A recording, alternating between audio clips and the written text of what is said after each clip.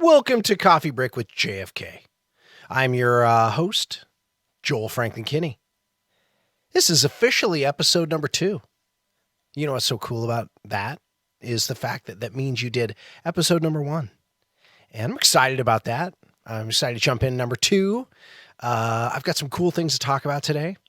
Yesterday's topic was pretty deep, heartfelt. Today we're going to talk about film. We're going to talk about a film. Go back to my, just going to digress to my childhood here real fast. I grew up a military kid, military household. My dad was in the Oregon Army National Guard and kind of a Sergeant Rock figure in my life. And my mom went into basic training in 1974, and she was in the Oregon Army National Guard. And she retired after, I think, 29 years. I think she did 29 years. Dad did 39 years. No, she did 25 years, I think. Yeah. So how cool is that, right? I could say my mom wore army boots. So with all of that, my dad was a big war movie buff. And I remember sitting in my room was right next to, it was the last room before the family room. So when you go down the hallway, my bedroom was on the left, and on the other side of the wall was a TV. So imagine, I'm 5 years old. Of course, they make you to go to bed at 4:30 in the afternoon or something like that. No, it was usually, you had to be in bed by 8 or 8:30 on a school night or whatever, but you'd be laying there and it'd be like Tuesday night at the movies. And I'll never forget this. I'd be laying in bed and I'd have my door open and I could hear the TV in the other room, and I'd be listening. And it was just like, Rockford Files, or, if it was some TV show, what was that? The Night Stalker or what? Anyway, but if you heard,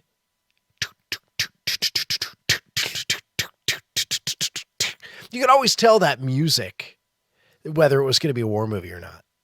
And I'd be sitting there listening. And of course, you'd hear the, you could just tell. It was always the way they announced it, but it was like Tuesday night at the movies or Wednesday night at the movies. And I'd sit there and oh my God, I would just be dying, wanting to run out there, climb into my dad's lap and watch whatever war movie was on TV. Now my sister's room was down the hall, take a hard left into the back.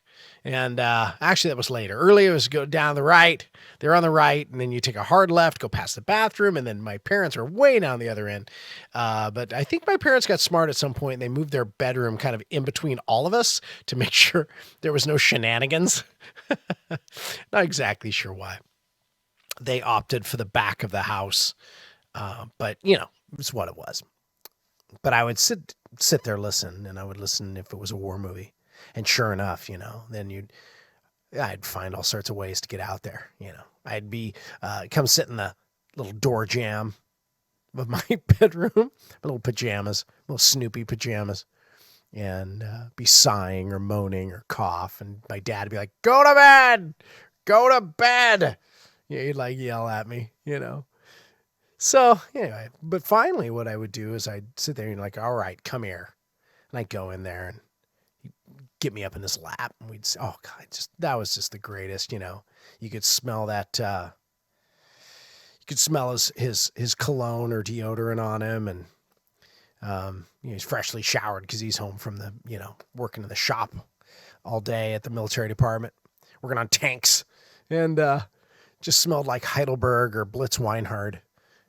My dad, and, his aftershave, climb into his lap. And, whatever movie was on. And the one that I always looked forward to every year. And it's funny because I think it showed usually it always showed on Saturdays, like Saturday matinee or Saturday night at the movies or Friday night. So it was on a little earlier, or we could stay up later so we could watch it. And it was the one that I looked forward to more than any other war movie. There was Audie Murphy's biography, To Hell and Back. I always look forward to that one. Always loved The Great Escape. There was a couple other ones, Guns and Navarone. But the one that trumped all, the one that was the pinnacle and the peak was the one, the only, David L. Walper presents MGM Kelly's Heroes with Clint Eastwood. That's right. Clint Eastwood, star-studded cast. Everybody was in this thing. Telly Savalas played Big Joe. The guy from guy who was on Rockford Files, Italian guy. He was also on in a bunch of episodes in Love American Style. He was in that. I think he played Angel in Rockford Files. Gavin McLeod, Captain Steubing. He was the mechanical genius who was the mechanic on Oddball's tank. Moriarty. And then, of course, the great Donald Sutherland as the hippie, totally out of place in 1944. Oddball. He was the tank commander. Long hair. He still had all the long hair and he had long hair from, he had just literally walked off the set of MASH. And they just finished filming MASH. And then Donald Sutherland, goes right into this next role. And let's see here. Carol O'Connor played General Colt. Get me my uniform.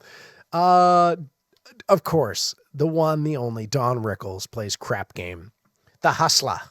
He's supply guy and total hustler. He's a staff sergeant, and he smells. Well, I'll tell you what the whole premise of the story is. But anyway, and of course, Clint Eastwood, man, the king of cool. Oh, another guy in this movie.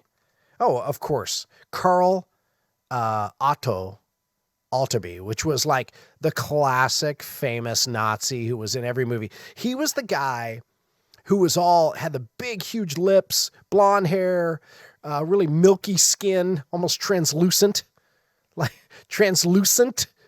a cave-dwelling creature, a little bit like that. He played the tank commander, and Harry Dean Stanton, who was in like a million movies. He was the father in Pretty in Pink. He was in a ton of different movies. And then Seinfeld's uncle, was it Seinfeld's uncle? He was the bridging commander. He was the one of the master sergeant who was in the engineer corps. They needed to get a bridge. Anyway, this is a war movie. It's set in 1944, post D-Day, and they're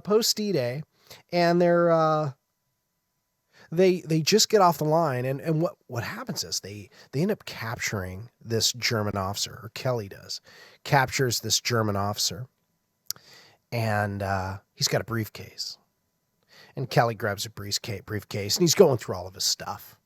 And he pulls this metal bar out, and the commander's sitting there like, oh my God, they're sitting in this barn, and he's getting ready to interrogate him. And he pulls out this bar, and he's like, what's this, Captain? And he's like, oh, it's the lead bars to weigh down the briefcase in case I got to capture it. I throw it in the water, And anyway, but Kelly looks at it, and it had been scratched, and the lead was scratched. There's gold under it. So he gets the crowd drunk on brandy. What do you want to give the brandy to the crowd for, Kelly? Just give me the brandy. There's a line for you. There's a million one-liners in this thing. So he gives him the brandy, gets him drunk, gets the captain talking, the German captain talking, and sure enough, there is 14,000 gold bars in this bank behind the lines. $16 million. This is a 1944 era money, okay? So that's a lot of dough. And so it's the ultimate caper. It's the perfect crime. So Kelly talks everybody into doing this. We're going to do that. They get 3 days off the line. Captain Maitland, their captain that they can't stand, gives them this crappy rundown, farmhouse. They were hoping they were going to get a hotel in Nancy with a bunch of passionate broads and booze and action, but instead they get some rundown, crappy bombed out farmhouse to to stay in. And so we're going to get some booze. I'm going to get some dirty movies. We're going to clean this place up. We're going to wash our dirty bodies, is what Big Joe's saying. Get some booze. We don't have no booze. Well, we don't have no booze. Well, I'm going to get some.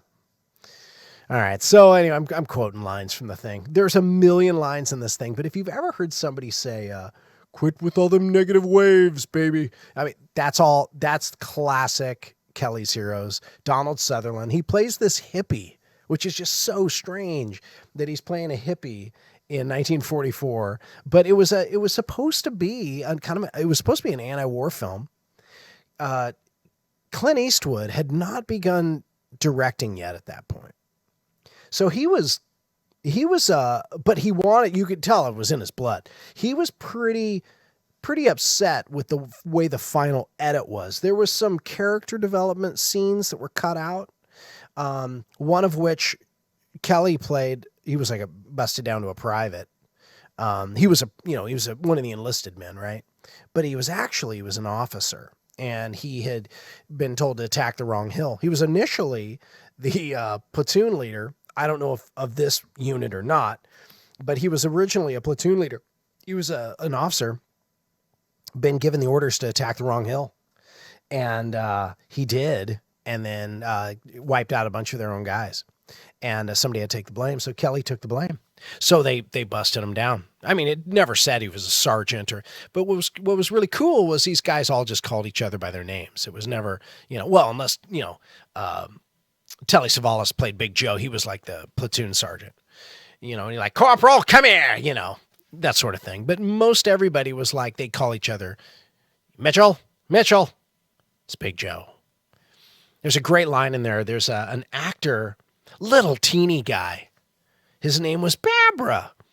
And he's like, Telly Savalas, the line in it, he's always calling him Barbara. Come here, Barbara.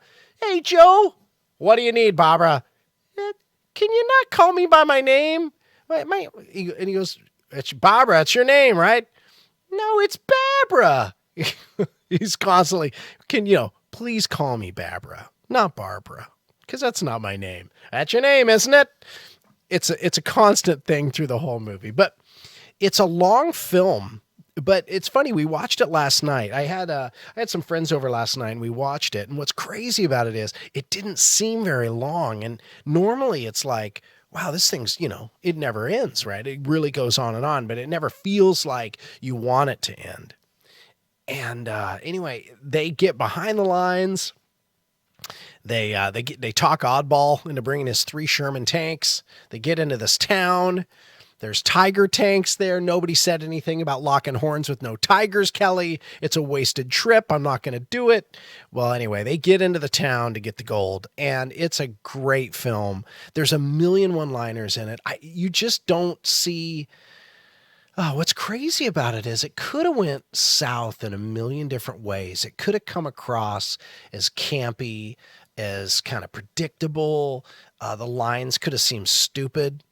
But the acting was like, it was really kind of the acting of the day, but really good acting. It's funny because the movie is like, it is campy and it's quirky and it's funny but it's also serious. They lose some of their guys on that mission to go get the gold. Some of the guys get killed, and it's a lot of, oh my gosh, they must have fired 1 billion rounds of blank ammunition in this thing. They just blast and blast away.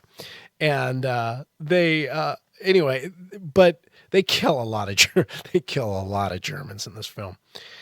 But they do eventually get the gold, and it's a great film. It's so cool watching these 60s and 70s actors really, because I'll tell you what, all of these guys were in their 40s when they shot this film.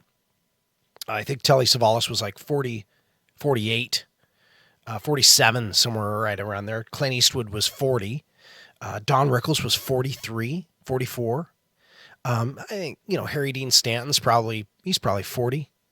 This is 1970, by the way, was when this film came out. and it was a blockbuster. I mean, they put a ton of money into it. What's really cool is there's a online fan club you can join.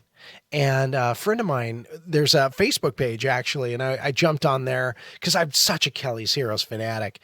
And a friend of mine belongs there, belongs to the, well, he's on the Facebook page. So we kind of, a bunch of us military history guys, we all jump in, and there's a book you can buy that's got all the liner notes and how they made it and all these interviews. And oh my gosh, there's some great footage on YouTube of, in the off hours of Don Rickles just cracking everybody up off set. He was constantly making Telly Savalas laugh. Oh my gosh, it was just some funny stuff, just cutting everybody up. But Don Rickles in the movie, obviously, he plays like just this kind of hateable character, you know. Oh, what was really cool, you know, the hidden gem that's in this for me, character-wise, was Mulligan. Which is such a classic screw up. Mulligan was the mortar section sergeant, and the Mulligan was always, they were always in artillery support for Big Joe's platoon whenever they were on the attack. They were, you know, bombed on, rained on, mortared on by Mulligan from here since, you know, Normandy. And so their unit is supported by this big, you know, heavy mortar section, which is run by this Sergeant Mulligan. And the actor, I've never seen him in another film. And I remember as a little kid watching it, he's so animated. After they get the gold and they got a day off and they're all kind of resting and relaxing, Kelly takes a Jeep and drives down to the artillery unit where Mulligan smart mortars are set up, and they, you know, behind the lines, and he walks in and the scenes the night before, Mulligan had dropped mortars all over them. I mean, it's just, from what I'm gathering, Mulligan was definitely trying to kill them accidentally, you know, their entire, since they hit the beach at Normandy. And Kelly walks up and Mulligan just, it's like he saw a ghost. He thought Kelly was going to shoot him, you know, Clint Eastwood. And he's, you know, Kelly, we got to have a little understanding here. Can we have a little understanding? He's like just melting down. And I remember as a little kid watching him melt down, going, you know, just really being taken by his character. Well, the guy who played Mulligan was Telly Savalas' son. No, I'm sorry. Take that back. I'm an idiot. What am I doing? His brother, George Savalas. Never saw him in another film. I'm sure he probably acted in a bunch of stuff. But he was so good in this film. All right. So I'm going to wrap it up. Cause I would want to try and keep these podcasts about, you know, 15 to 20 minutes. But I'm telling you right now, watch Kelly's Heroes. Watch with an open mind. If you haven't seen it, it's nothing new. I know many of you grew up watching it, men and women, you know, alike. You couldn't really be a child of the 70s and not know what Kelly's Heroes is, but the acting in it is so good. And watching these guys at the peak of their careers be so good at what they do, especially guys like Telly Savalas and, you know, but there's a lot of comedy and humor in this. Watching the reaction, this is one of my favorite parts, is always watching the reaction of Big Joe, Telly Savalas, and Kelly, Clint Eastwood, whenever Oddball opens his mouth. Because he's such a hippie. And he's such a freak and a weirdo. And it's like, he always got this big shaggy beard. He looks like Shaggy on, you know, Scooby-Doo with a beard, long hair. And he's always talking, you know, he's got this just really hippie. You got to watch it just for that alone. Donald Sutherland was amazing in it.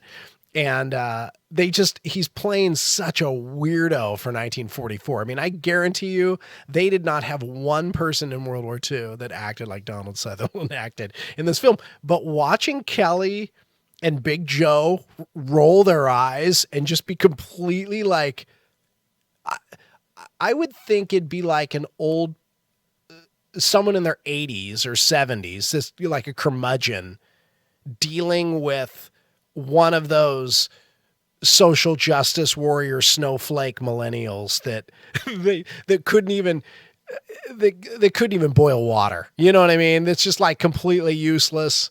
And just that look on their face of just like, what, our world is going to hell in a handbasket. I mean, that's exactly how you could see that. But Carroll O'Connor, Archie Bunker, he's on there. He plays General Colt. He's fantastic. Anyway, it's a great film. Love it. It never gets old. It's like, it's weird. It's like listening to Voodoo Child for me. I always see or hear something new in it. And the other thing too was it was shot beautifully. I mean, just the cinematography is amazing. It was shot on location, I believe in Yugoslavia, if I remember right, with all original World War II equipment, except for the Tiger tanks were mocked up Russian T-34s. But all the American Sherman tanks, all the trucks, half tracks, and what's crazy is that was all stuff that was in the Yugoslavian army. And they either got it from the Yugoslavian army as surplus, or they bought it from them or rented it or whatever, and then repainted it or whatever. But it really, really cool. And I remember as a kid just being completely overwhelmed with, how well they did with all the original uniforms and all the weaponry and all that. So, but it's a great film. I mean, it's not going to be your classic boring sort of documentary style. It's certainly not Kelly's Heroes, or no, I'm sorry, it's certainly not Saving Private Ryan, but it's one of those ones in Technicolor. Well, it may not be in Technicolor, I don't know, but it's beautifully shot. But I absolutely love it, and it's absolutely worth getting. Everything about it. It's certainly a fun watch. What's cool about it is they do say shit in it. They swear a bit, which is really, really cool to me. Of course, I always watched the, KPTV 12 version, when I was a kid. But I can't recommend it enough. It's funny because it reminds me of my childhood every time. And it's got one of the best songs in the world is the opening track. And they use it at the end. Burning Bridges by the Mike something congregation. Oh man, I can't believe I don't remember that. I'm screwing the song up. Oh, I'm such an idiot. Yeah, it's a great song. Oh shoot. My friend's going to make fun of me when they hear this thing. Listen, I'm out of here.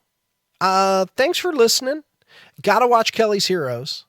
And hey, do this in the comments section. If there's anything you want me to talk about, jump in about, anything like that, send me some suggestions for my podcast. I'd be happy to discuss it and talk about it. And I'm going to be bringing some friends in here, and we're going to discuss about some topics. I don't think we're going to be swapping recipes or anything like that, but we're going to talk about some cool things. Guitars, music, rock and roll, heart stuff though too, when you talk about some serious subjects and, give you some insight, maybe some ways to be able to deal with some things that are troubling you in your life. But I'm out. You have a great night, and love the one you're with.